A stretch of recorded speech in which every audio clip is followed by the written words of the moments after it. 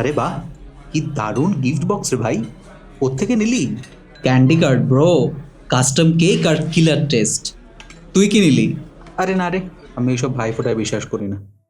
বোনরা সারা জীবন ফোঁটা দেবে আর আমরা কি করব তাদের জন্য? দেখ, যমুনার গল্পটা জানিস তো? ওখানেও কিন্তু দুজন দুজনের মঙ্গল চেয়েছিল।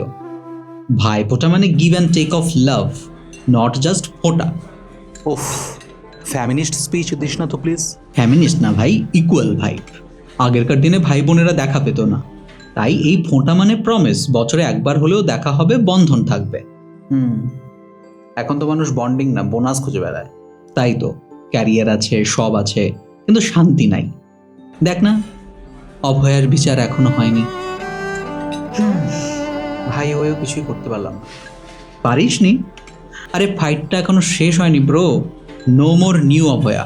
কিন্তু ধর্ষণ বন্ধ করবো কিভাবে? মনুষ্যত্বটা ফিরিয়ে আনতে হবে ভাই, যমুনা নয়, এখন যুগ পাল্টানোর সময়। মানে ওদের ভেতরের পশুটাকে মানুষ করতে হবে, তাই তো?